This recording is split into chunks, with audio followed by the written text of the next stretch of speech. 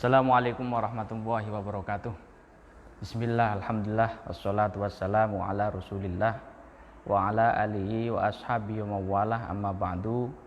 Alhamdulillah kita bisa bertemu kembali di NU Online, pengajian rutin kitab Mabadi' Ushulil Fiqhi wa Qawaidihi ala madhabi Syafi'i.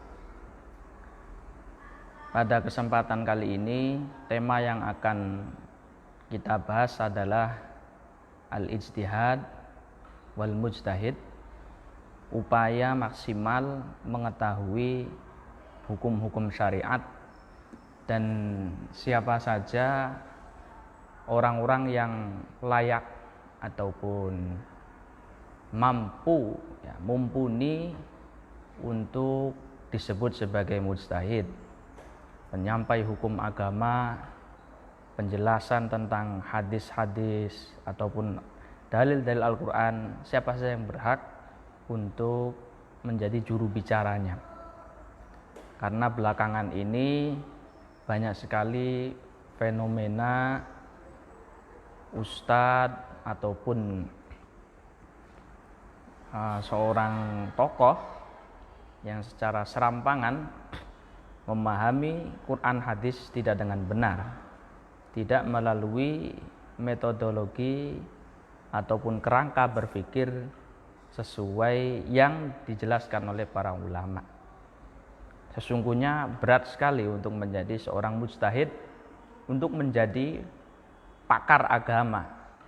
Jangankan sampai pada level Imam Asy-Syafi'i sebagai mujtahid mutlak, untuk menjadi pakar fikih yang paling rendah sendiri itu sulitnya sama sekali. Tidak semua keluaran pendidikan pesantren ataupun universitas tertentu yang menjadi pakar fikih, mungkin dari 1000 hanya sekian persennya. Nah, maka dari itu mari kita mengaji bersama, mari kita mengkaji apa penjelasan-penjelasan dari para ulama mengenai ijtihad ini, atau ulama atau seseorang yang layak menjadi penyampai hukum-hukum agama atau hukum-hukum syariat. Sebelum kita mulai, mari kita terlebih dahulu membacakan suratul Fatihah untuk para nabi, para anbiya, khususnya baginda Nabi Muhammad sallallahu alaihi wasallam, para sahabat, para wali, musannif, para pengarang kitab yang kita belajar dan mengajarkan ilmunya, dan kepada seluruh kaum muslimin muslimat. Ala hadiniyah wa likulli niyatin sholihah. Al-Fatihah. A'udzubillahi minasyaitonir rajim. Bismillahirrahmanirrahim. Shiratal ladzina an'amta 'alaihim. Baik, bismillahirrahmanirrahim. Al-mabhatsu tsalits asyara, al-ijtihad. Al-ijtihadu huwa badlul wus'i fi naili hukmin syar'iyyin bi thariqil istinbati minal kitabi wasunnati. Ijtihad adalah mengerahkan segala upaya, mengerahkan segala pikiran, tenaga secara maksimal untuk bisa merumuskan, mengetahui hukum-hukum syariat. Caranya dengan apa? Bitorikil istinbat minal kitabi wasunnah, dengan cara menggali hukum-hukum agama melalui Quran dan hadis. Wasmul fa'ili minhu al-mujtahidu. Sedangkan isim fa'il atau pelaku, orang yang melakukannya, melakukan segala upaya tadi, itu disebut dengan mujtahid. Ini pengertian ijtihad secara istilah. Jadi bagaimana misalnya Imam Syafi'i, Imam Abu Hanifah, Imam Malik, beliau bisa merumuskan banyak hukum melalui usaha, melalui upaya yang maksimal. Mulai dari meneliti rawinya, kemudian mencari hadis, terkadang tidak cukup 1-2 bulan, berbulan-bulan, bahkan bertahun-tahun baru ketemu guru hadis, baru ketemu syekhul muhadditsin. Ini biasa dilakukan oleh beliau-beliau sekaliber Imam Asy-Syafi'i, seorang mujtahid. Jadi untuk menjadi mujtahid tidak semudah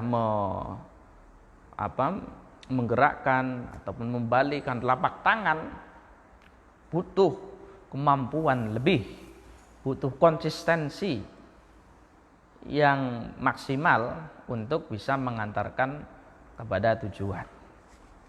Di dalam penjelasannya ada bahasa begini, ada redaksi begini. Wal muradu bistifroghil juhdi ayyabdzula al mujtahidu wus'ahu ala wajhin yuhissu ma'ahu min nafsihi annahu ajizun 'anil mazidi fihi. Jadi yang dimaksud dengan badlul wus'i, istifroghul wus'i, mengerahkan upaya yang maksimal, itu maksudnya adalah seorang mujtahid sudah berupaya keras, sudah berupaya pada titik yang paling akhir sendiri. Usaha yang katakanlah sudah mentok usahanya. Segala kemampuan, segala potensi, segala tenaga pikiran ini sudah dicurahkan penuh. Yang sekiranya dari usaha itu sudah tidak mungkin lagi untuk menambah upaya yang lain, karena itu memang kemampuannya terbatas seperti itu. Jadi pemahaman dari istifroghul wus'i atau badlul wus'i, redaksi lain adalah istifroghul juhdi, itu adalah upaya yang betul-betul sampai titik darah penghabisan, sampai pada kemampuan yang sudah sampai pada finish. Jadi jangan harap menjadi seorang mujtahid, jangan harap menjadi seorang yang berijtihad kalau waktunya masih digunakan untuk nyantai-nyantai, kesungguhannya belum dikerahkan dengan cukup baik. Ini jangan harap. Masih malas-malasan baca turas, membaca literatur, ini juga belum ada yang khatam. Ini jangan harap menjadi seorang mujtahid. Dulu bagaimana ulama-ulama kita, ulama mujtahid itu bisa mendapatkan hukum, bisa menelaah, menganalisa sebuah dalil. Ini karena upaya yang tidak sembarangan, upaya yang tidak cukup dilakukan 1-2 hari, harus menjadi pakar dulu. Kemudian beliau berusaha dari satu guru ke guru yang lain, ribuan literatur dibaca tentunya, berapa hadis dihafalkan. Itu seorang mujtahid, bukan hanya baru mengerti Islam dari kemarin ya, baru ngerti hadis 1-2 ataupun baru mengerti 40 hadis, ini sudah menyalahkan Imam Syafi'i, sudah menyalahkan Imam Al-Ghazali dan seterusnya. Bahkan ada salah satu ulama terkenal di dalam mazhab Syafi'i, itu saking begitu kuatnya menelaah referensi, menelaah literatur, menelaah turas, itu semua waktunya digunakan untuk matlaah, untuk mengkaji. Bahkan sholat fardu ataupun sholat untuk urusan sholat itu dicukupkan dengan sholat fardu. Jadi begitu sholat fardu selesai, tidak ada sholat sunnah, tapi langsung baca lagi kitab itu. Ini Kalau tidak salah nama ulamanya adalah Asy-Syaikh Ibnu Daqiqul Id. Banyak ulama menyebut beliau adalah mujaddid pada masanya. Nah, begitu beliau mendengar ada karya luar biasa di dalam fikih Syafi'i, yaitu Syarhul Kabir Al-Aziz, nama lainnya adalah Asy-Syarhul Kabir. Ini beliau saking cintanya, semangatnya membaca kitab itu, ya sampai lupa semuanya. Semua waktunya tercurahkan untuk ke sana. Jadi tidurnya hanya ketiduran, tidak ada niat tidur. Tidurnya sambil bawa kitab, ketiduran. Jadi tidak ada menyengaja untuk istirahat. Itulah gambaran umum bagaimana sisi istifragul wus'i, bagaimana ulama-ulama itu mengerahkan segala upayanya, upaya yang betul-betul maksimal, tidak separuh-separuh, tidak setengah-setengah. Karena kalau setengah-setengah, maka hasilnya juga akan setengah-setengah, hasilnya tidak akan baik, akan banyak menyalahkan, banyak memberikan kegaduan-kegaduan dan lain-lain itu. Baik, selanjutnya wala yakunul mar'u faqihan mujtahidan bimujarradid da'wa awit tasyahi wal hawa. Seseorang tidak bisa disebut sebagai faqih, tidak bisa disebut sebagai pakar fikih ataupun mujtahid hanya dengan mengaku-ngaku, hanya dengan pengakuan. Wah, ini saya ini adalah pakar fikih madzhabul arba'ah. Saya ini hafal sekian hadis. Ini enggak seperti itu. Tidak cukup hanya sebatas pengakuan. Baik itu pengakuan dari dirinya sendiri atau pengakuan dari masyarakat. Ini enggak cukup. Tetapi apa?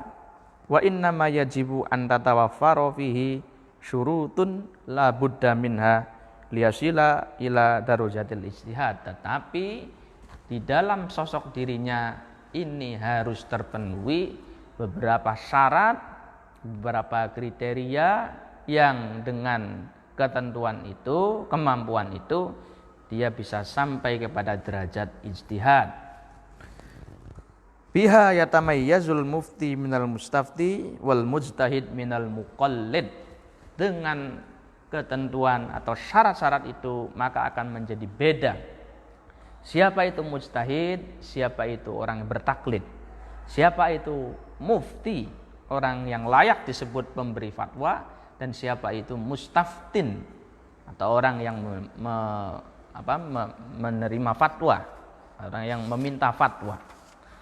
Baik, apa saja ketentuannya, apa saja syarat-syarat yang harus dipenuhi untuk menjadi mujtahid? Di sini disampaikan al-awwal al-bulughu wal aqlu. Yang pertama, seorang mujtahid itu harus akil baligh. Jadi dia sudah dewasa, sudah baligh dan juga berakal sehat. Ini sudah maklum ya. Karena bagaimanapun ijtihad itu adalah pekerjaan yang maha berat. Tidak mungkin kalau urusan ijtihad itu dibebankan kepada orang gila.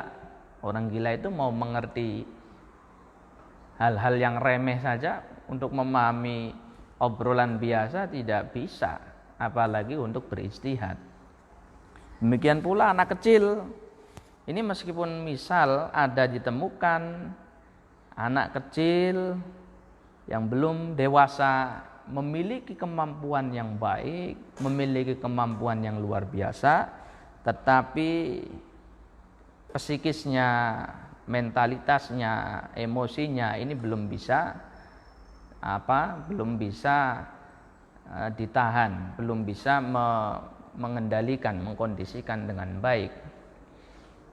Masih suka main, masih suka bersanda, tidak serius, itulah anak kecil. Sehingga walaupun dia memiliki sebuah kemampuan hafalan yang kuat, tetapi untuk bisa disebut mujtahid tidak cukup atau belum. Maka dari itu Imam Asy-Syafi'i dulu dari kecil dia sudah ahli, sudah tampak kehebatannya.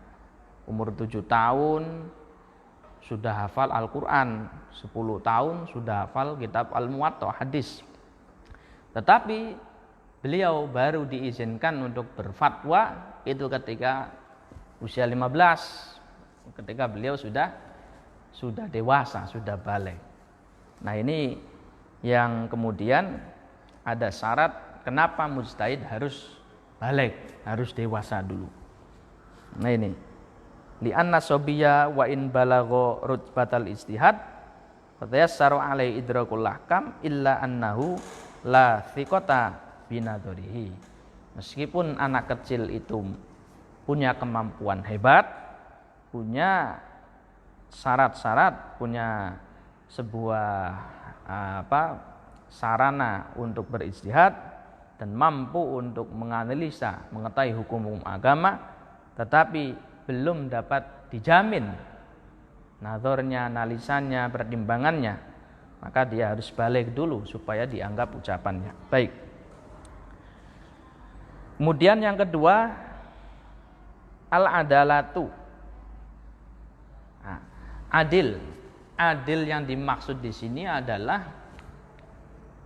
bukan adil lawan kata dari pilih kasih ataupun diskriminasi, bukan itu. Tapi yang dimaksud di sini al-adalah, kebalikan dari fasik. Yaitu apa? Sebuah kemampuan, sebuah malakah atau kepribadian yang melekat pada diri seorang yang bisa menjauhkan dia dari dosa besar ataupun dosa kecil yang terus-menerus serta perbuatan-perbuatan yang remeh. Jadi dia adalah sosok yang berwibawa, tidak mungkin melakukan tindakan-tindakan yang konyol. Dia enggan, sangat berdosa sekali kalau dia itu melakukan hal-hal yang negatif. Tidak hanya dosa besar, dosa kecil saja kadang dia merasa sudah berdosa besar. Jadi begitulah ulama-ulama kita melakukan kemakruhan, hal-hal yang makruh ya. Kan tidak dosa itu sebenarnya. Tetapi menurutnya dia merasa sudah sangat bersalah kepada Tuhan, sangat bersalah kepada agama. Merasa dia sudah melakukan keharaman, melakukan dosa kecil, seperti melihat wanita yang bukan mahram, itu kan dosa kecil. Nah ini ulama kita demikian, masyayikh, para ulama salaf melakukan dosa kecil satu kali itu sudah merasa melakukan dosa besar. Bahkan kalau melakukan dosa besar tidak sengaja, misalnya khilaf, itu sudah seperti keluar dari Islam. Itulah ulama-ulama kita, bagaimana kualitas dirinya, kualitas penghambaannya, kualitas ketakwaannya sampai pada derajat yang demikian. Karena sudah menjadi malaka, yang namanya malaka itu seperti sudah kewatakan tabiat manusia. Misalnya tabiat manusia itu kalau lapar makan, ya sudah tanpa disuruh dia akan makan. Kalau haus minum, tanpa disuruh minum dia akan minum. Nah, orang yang memiliki sifat adalah tanpa disuruh perbuatan maksiat dijauhi, dosa besar dijauhi, kewajiban-kewajiban dilakukan. Itu adalah malakah. Nah, seorang mujtahid di sini dinyatakan harus memiliki kepribadian itu. Imam Asy-Syafi'i, Imam Al-Ghazali, Imam An-Nawawi itu adalah pribadi-pribadi yang bertakwa. Semua ulama-ulama mujtahidin dari zaman sahabat ya sampai masa Imam Syafi'i dan sampai kurun sekarang ya barangkali, itu tidak ada yang fasik itu. Semua adalah pribadi yang bertakwa. Di samping punya wawasan keilmuan yang luas, juga kualitas kesalehannya itu tidak diragukan lagi. Nah, ini kenapa ada alasan seperti itu? Ini ada penjelasan begini. Li'anal fasiko wa in adrokal ahkama wa arafa turuqal istinbati illa annahu la yu'tamadu biqaulih kasobiyyi li fiski. Sebab orang fasik meskipun mampu untuk mengetahui hukum-hukum dan mengetahui bagaimana cara-cara penggalian hukum agama, tetapi ucapannya tidak bisa dipakai, ucapannya tidak bisa dipegang. Nah, ini sebenarnya kalau kita melihat pada literatur usul fikih yang lain, sebagian tidak mencantumkan syarat ini. Jadi boleh jadi, bisa saja seorang mujtahid itu yang penting punya kemampuan. Urusan ketakwaannya, dia itu fasik atau tidak, itu urusan lain. Jadi parameternya adalah bagaimana dia itu punya kemampuan. Yang penting dia pinter, cerdas, tahu bagaimana merumuskan dalil, bagaimana mengambil jalan tengah ketika dalil saling bertentangan. Dia tahu, meskipun dia banyak melakukan dosa. Ini ada yang seperti itu, literatur ataupun referensi-referensi lain yang ada dalam kitab usul. Tetapi ini tidak menjadi masalah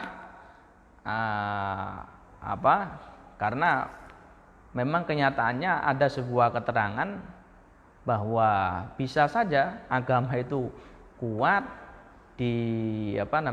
disebabkan oleh orang yang fasik. Innallaha la yu'ayyidu hadzal-din birrajulil fajir atau birrajulil fasik. Tetapi nanti dia sendiri di akhirat tidak selamat. Jadi dia menunjukkan orang lain tapi dia tidak selamat di akhirat. Itu ada, dikenal seperti itu. Seperti lilin yang menyinari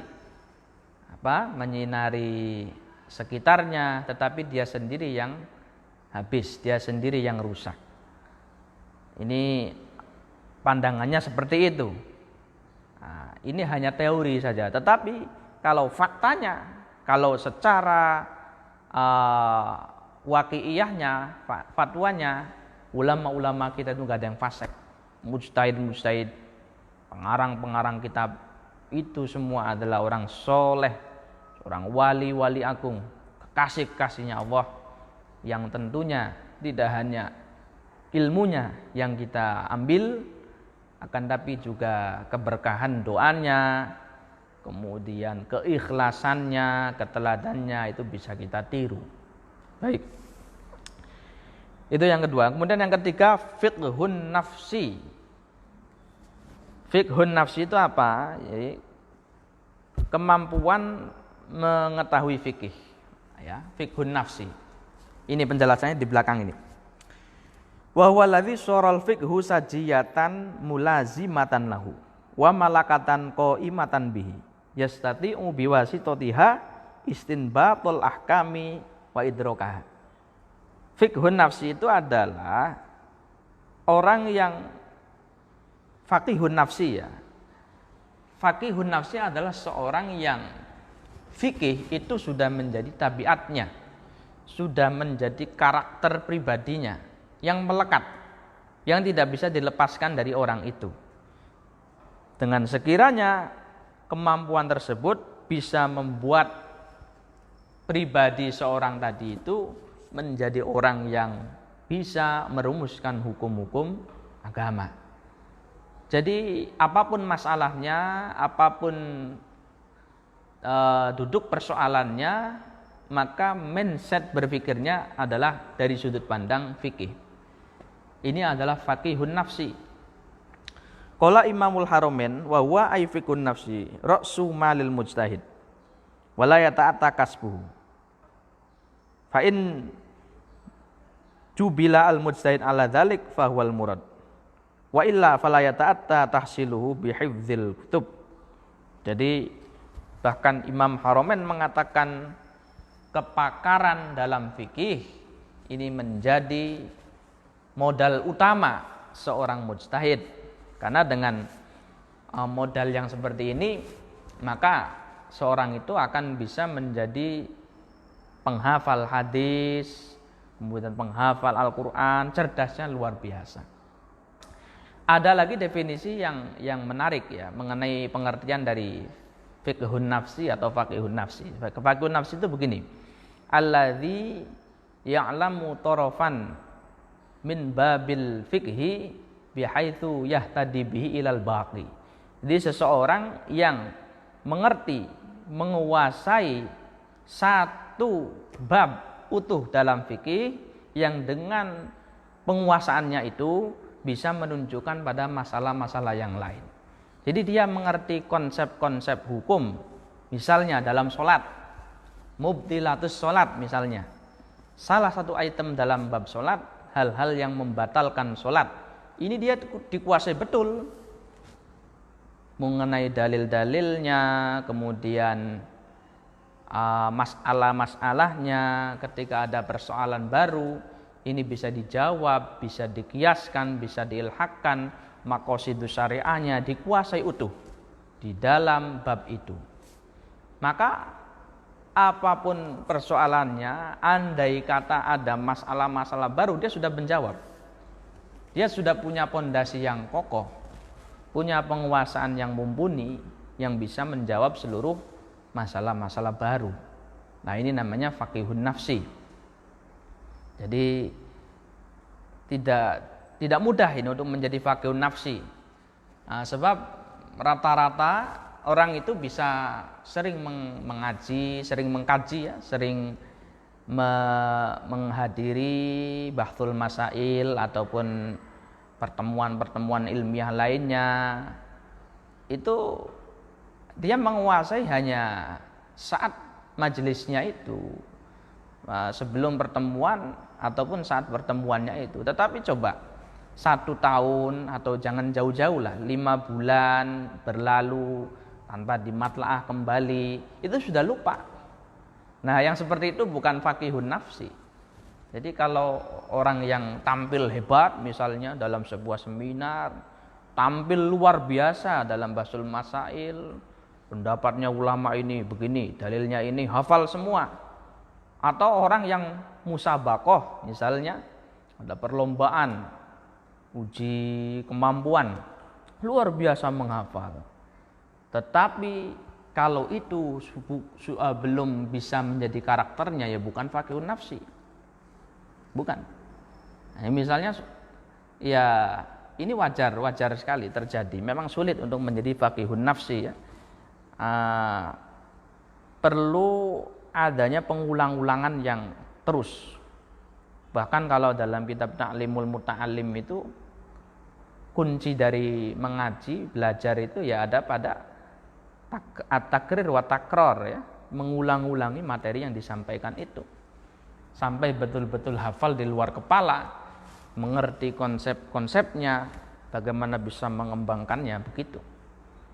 Jadi kalau sudah tadi itu, kalau dalam beberapa kesempatan dia menguasai, tetapi seminggu selanjutnya sudah lupa, nah itu bukan faqihun nafsi. Jadi penguasaannya kalau seperti itu masih terbatas pada teks, bacaan. Jadi belum bisa fikih itu menjadi malakahnya, menjadi karakter pribadinya. Kalau sudah menjadi karakter pribadi tanpa buka kitab, dia sudah hafal, sudah tahu. Nah, kadang-kadang orang itu aktif lama di majelis fikih, majelis keilmuan, tapi vakum 1 tahun, memahami teks kitab itu sudah kesulitan. Nah, itu berarti bukan faqihun nafsi itu. Faqihun nafsi itu Imam Syafi'i, Imam Nawawi ya, itu faqihun nafsi, itu punya kemampuan. Masalah-masalah yang baru coba dikembangkan melalui kaidah-kaidahnya, usul-usul fikihnya dan seterusnya itu. Nah, ini maksud kami itu tidak untuk merendahkan mereka yang aktif ya di dalam sebuah forum-forum ilmiah, bukan ya. Tetapi mari kita bersama-sama lah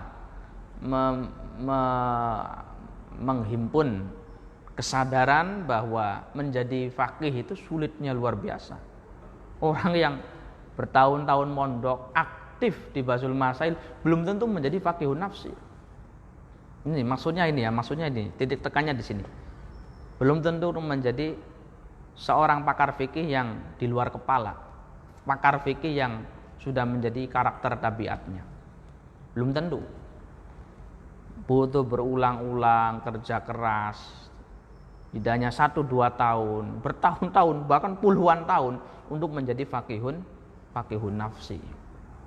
Nah, kalau orang seperti tadi itu, orang baru belajar agama, baru masuk Islam, kadang-kadang ngertinya hukum dari terjemah, bukan teks Arab seperti ini yang orisinil, tapi dari terjemah orang lain. Lah kadang terjemah itu bisa cocok, bisa meleset, kadang-kadang seperti itu.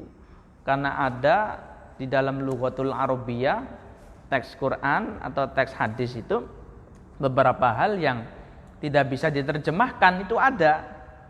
Bagaimana melihat sisi balaghonnya, melihat sisi ma'aninya, dan faedah-faedah lain yang terkandung di dalamnya itu. Jadi jauh sekali orang yang seperti itu mengaku menjadi pakar agama, menjadi panutan masyarakat. Ini jauh dari seperti langit dan bumi persoalannya. Ya kita semua dari kalangan santri, dari kalangan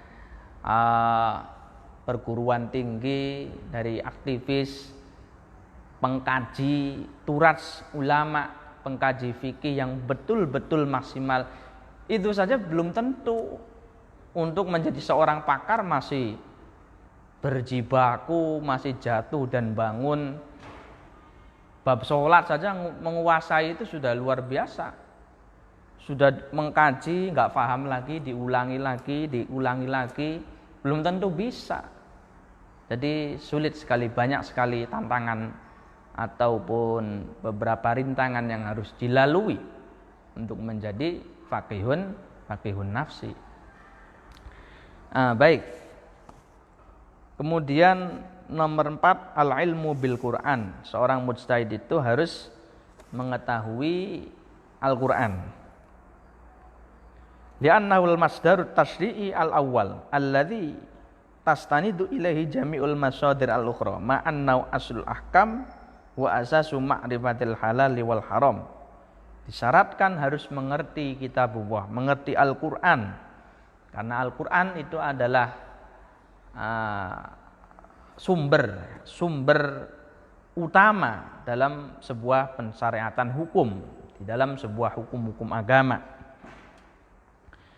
Wala yakfi al-mujtahida ayyarifa minal Qur'an lughatahu wa ma'nahul ijmaliyah faqat. Tidak cukup seorang mujtahid mengetahui dari Al-Quran terjemah dan kesimpulannya secara umum. Bal yajibu alaihi ayyahsula atau ayyuhassila li nafsi ilman haqiqiyan bihi yastati'u biwasitati ayat tasawwara wa yatadzakkarul ayat allati tustanbatu minhal ahkam. Tetapi wajib dimiliki seorang mujtahid menghasilkan dari ilmu-ilmu Al-Quran yang sekiranya dia itu betul-betul menguasai, mampu untuk menghasilkan hukum-hukum agama. Lantas, apakah seorang mujtahid itu wajib hafal Quran 30 juz? Juz 1 sampai juz 30, surah Al-Fatihah sampai surah An-Nas, apa harus seperti itu? Jawabannya tidak. Di sini disampaikan mujtahid tidak harus hafal seluruh ayat. Walaisa muradana ayyahfadhu hadil ayat, balil murad ayyakuna arifan bimawaqi'iha liyarji'a ilaiha indal hajati lah. Jadi maksudnya mujtahid itu enggak harus hafal. Mujtahid itu tidak semuanya hafal Al-Quran. Boleh mujtahid itu bukan penghafal Al-Quran, bukan hafidhul Quran, tetapi prinsipnya adalah dia tahu, faham ayat-ayat ahkam, ayat-ayat Al-Quran yang berkaitan dengan hukum, supaya ketika ada persoalan yang perlu disikapi, dia bisa merujuknya, bisa memahaminya, apakah ini ayat yang merevisi atau yang direvisi, apakah ini ayat yang am, ayat yang khas, ayat yang masih umum, mujmal, mubayyinnya mana, dan seterusnya itu. Belum lagi ada pertentangan antara satu ayat dengan yang lain. Harus tahu semuanya. Harus tahu asbabun nuzulnya, harus tahu apa itu hikmah pensyariatannya ini apa, konteksnya, harus tahu semua. Maka kalau hanya mengerti terjemah, ya nggak bisa, itu jauh itu. Baik. Nah, menurut Imam Al-Ghazali dan Imam Ibnul Arabi ada sekitar 500 ayat di dalam Al-Quran yang harus dikuasai pemahamannya, harus dikuasai bagaimana penjelasannya oleh seorang mujtahid. Yang mana 500 ayat itu berkaitan tentang ayatul ahkam.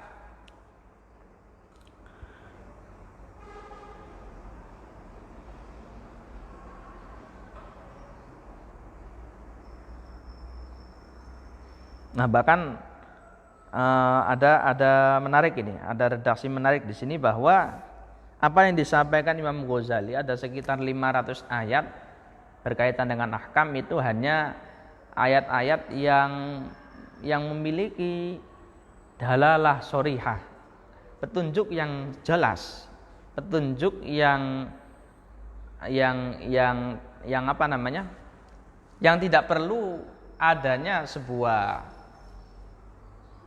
angan-angan yang sulit. Jadi memang jelas nasnya, seperti larangan berzina, wala taqrabuz zina, innahu kana fahisyatan wa sa'a sabila. Ini adalah petunjukan jelas. Perintah sholat, wa aqimus sholata, jelas, petunjuknya jelas. Ini sekitar 500 ayat. Nah, tetapi ada beberapa orang tertentu, seorang mujtahid itu terkadang bisa menerka hukum-hukum agama, hukum-hukum syariat itu bukan melalui penjelasan ayat yang sharih, tapi dari isyarat-isyarat. Makna-makna tersirat, makna-makna samar dari cerita atau dari sebuah mau'idhah atau dari sebuah pesan-pesan. Di dalam Al-Quran ini bisa dirumuskan hukumnya. Nah, ini tidak semuanya bisa seperti itu ya. Itu adalah keutamaan Allah, itu adalah fadlullah yang Allah sah-sah saja menghendakinya untuk orang-orang terpilih, hamba-hambanya yang terpilih. Baik. Jadi kesimpulan seperti itu ya, mengetahui demikian. Kemudian juga seorang mujtahid harus mengetahui satu an-nasikh wal mansukh. Tadi mana itu dalil yang merevisi, mana dalil yang direvisi.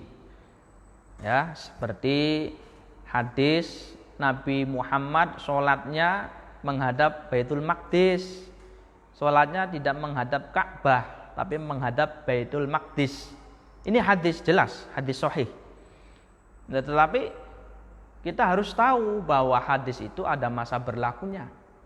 Ternyata ajaran sholat menghadap Baitul Maqdis itu hanya berlaku 16 bulan.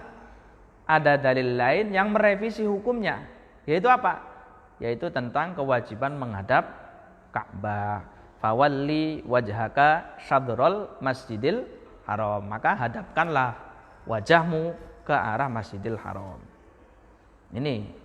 Atau seperti iddah, perempuan yang menjalani masa iddah itu dulunya adalah ada ayat Al-Quran yang menyatakan 1 tahun, tetapi kemudian direvisi oleh ayat lain, yang ditinggal mati suaminya adalah 4 bulan 10 hari. Ya, ini harus diketahui karena supaya sudah seorang mujtahid itu tahu mana yang bisa dipakai, mana yang enggak. Sebab kalau dalil itu sudah direvisi, maka sudah tidak dipakai lagi hukumnya. Al-am wal khos, ini juga sama. Lafadz yang am, lafadz yang khusus. Yang khusus ini bisa mentaksis pada lafadz yang am. Karena kalau tidak tahu am dan khusus, maka kelihatannya akan bertentangan satu dalil dengan yang lain, tidak ada ditemu. Padahal di dalam teori usul fikih sebenarnya tidak bertentangan. Yang khusus itu merupakan sebuah keistimewaan yang hukumnya nggak sama dengan lafadz yang am. Contoh, misalnya ada ayat yang menyatakan tidak boleh menikahi wanita musyrik. Nggak boleh. Orang mukmin itu menikahi wanita musyrik, wanita non muslim nggak boleh. Demikian pula tidak halal sembelihannya orang-orang non muslim. Ini sharih jelas dalam satu ayat. Tetapi di dalam ayat lain menyatakan bahwa orang-orang ahlul kitab non muslim yang masih memiliki kitab-kitab yang orisinil, kitab-kitab samawi, itu boleh dinikahi. Wanita non muslim boleh dinikahi. Nah, ini berarti hukum keumuman, ya, larangan umum menikahi wanita non muslim ini mengecualikan wanita-wanita ahlul dhimmah, wanita non muslim yang masih punya kitab yang orisinil, ajaran nenek moyangnya adalah ajaran yang masih agama samawi, bukan yang sudah diperbarui, bukan yang sudah ditahrif. Kitab sucinya betul-betul Injil yang diturunkan kepada Nabi Isa, bukan kitab Injil yang sudah direvisi. Nah, itu namanya ahlul dhimmah yang dimaksud dalam ayat itu. Kemudian yang mutlak dan yang muqayyad. Kemudian lagi asbabun nuzul, bagaimana kronologi turunnya ayat, ini juga harus diketahui. Ini walhasil pengetahuan al-ilmu bil Quran, mengetahui Al-Quran yang dimaksud di sini adalah mengetahui secara utuh ayat-ayat yang berkaitan dengan hukum, itu difahami betul asbabun nuzulnya, ini lafadz kategori apa, apakah ini am atau yang khas, mutlak, muqayyad, itu sudah ada teorinya, sudah ada bagaimana kita memahami lafadz yang am, bagaimana memahami lafadz yang khas, itu sudah kita jelaskan di bab sebelumnya. Bagaimana ketika ada qiyas, bagaimana mafhum mukhalafah, mafhum muwafaqah di dalam ayat itu juga ada ilmunya, harus dikuasai penuh oleh seorang mujtahid.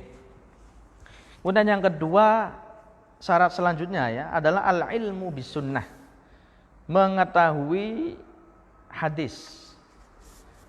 Mengetahui hadis ini juga sama dengan mengetahui Al-Quran tadi, harus menguasai secara utuh mana itu lafadz yang mutlak, muqayyad, am, khas, mana itu dalil yang mentaksis dalil lain, mana itu dalil yang umum, ini harus dikuasai semua. Nah, jadi asbabul wurud kalau di dalam Quran istilahnya asbabun nuzul, kalau dalam hadis asbabul wurud. Jadi kronologi turunnya sebuah hadis itu bagaimana, itu namanya asbabul wurud. Ini juga harus diketahui. Nah, ada tambahan ya, ada perbedaan. Kalau Al-Quran tadi ya, yang dikuasai adalah bagaimana mawaqi'ul ahkam, bagaimana hukum-hukum itu berada dari memahami lafaz dan asbabun nuzulnya. Ada beberapa tambahan lagi yang berkaitan dengan hadis yang harus dikuasai mujtahid. Yang pertama, as-sahihu wad-dhaif.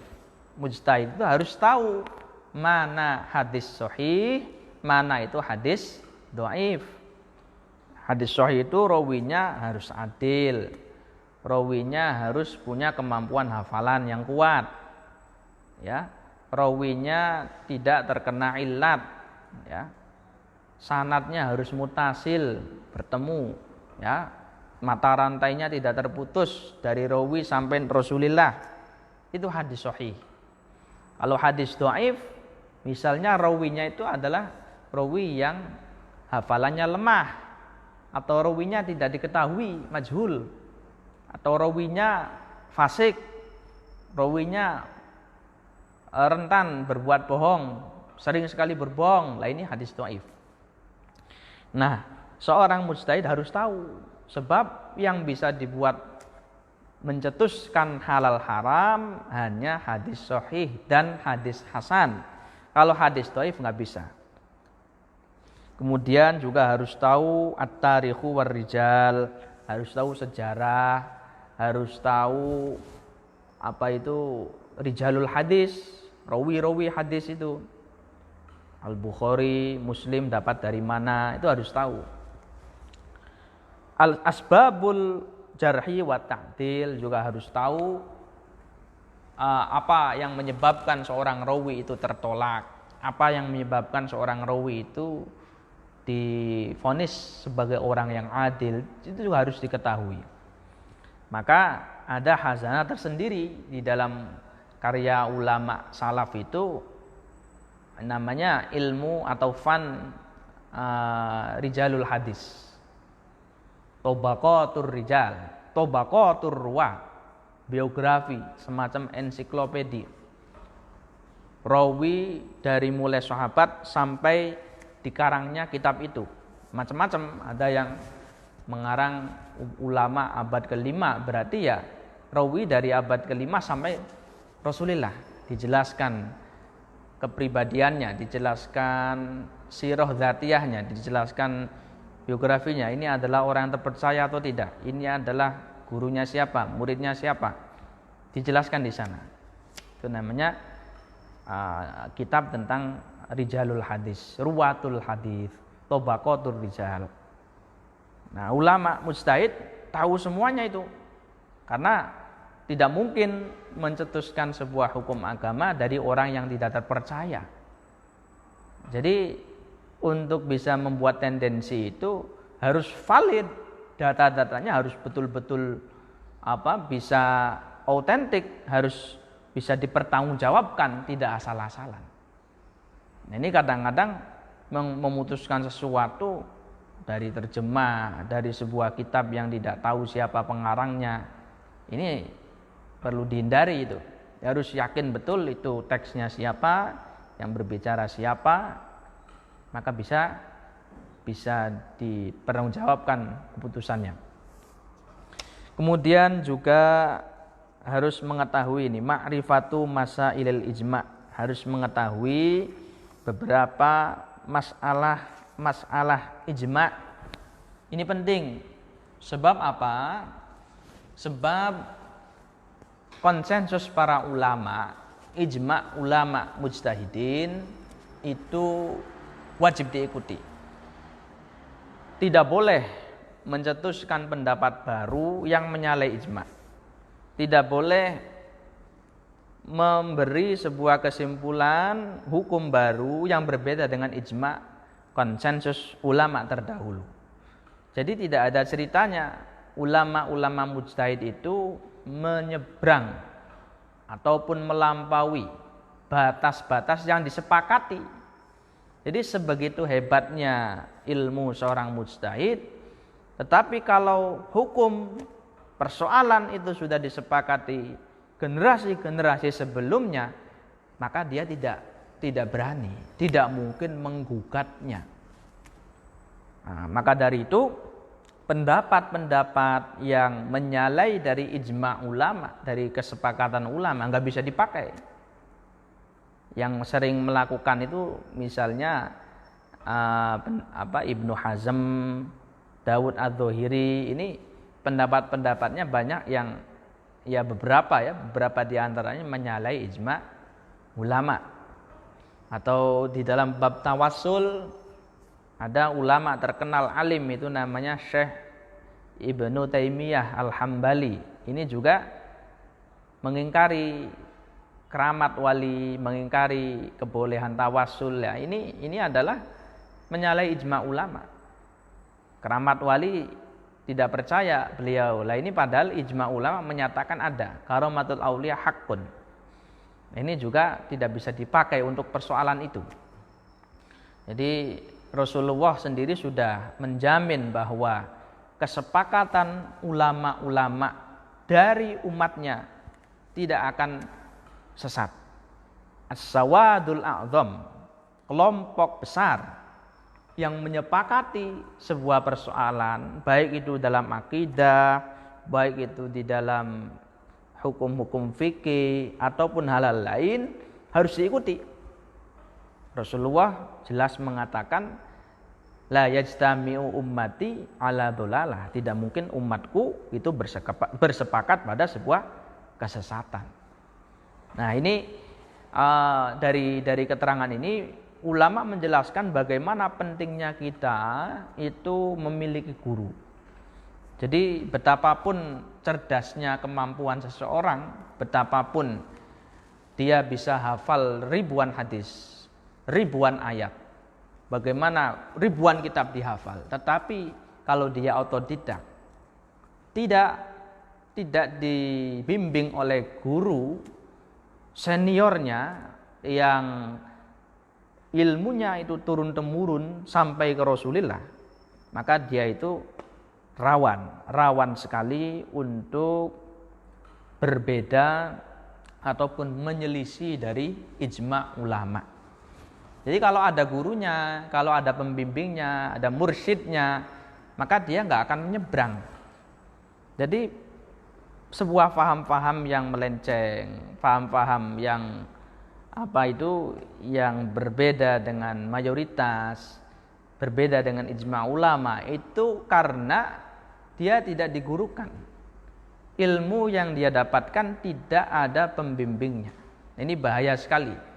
Maka ngaji ataupun belajar tidak cukup hanya di dalam kita beli buku-buku, kita membeli kitab-kitab, kita membeli terjemah-terjemah tanpa digurukan. Maka harus ada gurunya. Harus misalnya ke pesantren ataupun kuliah di kampus, gurunya guru-guru yang terpercaya ya, guru-guru yang punya keilmuan yang baik, punya kesalehan yang baik, dan yang terpenting adalah sanad keilmuannya tersambung, bisa dipertanggungjawabkan sampai kepada Rasulullah sallallahu alaihi wasallam.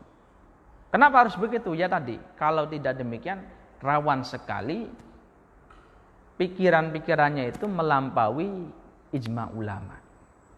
Padahal pesan Nabi, alaikum bisawadil a'zam, ya.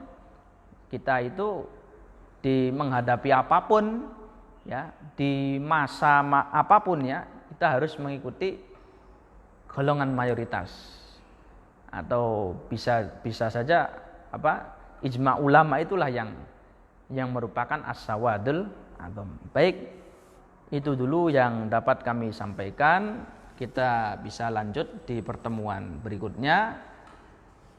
Pada intinya, seorang mujtahid itu harus memenuhi beberapa kriteria, syarat-syarat yang harus dijalankan tadi.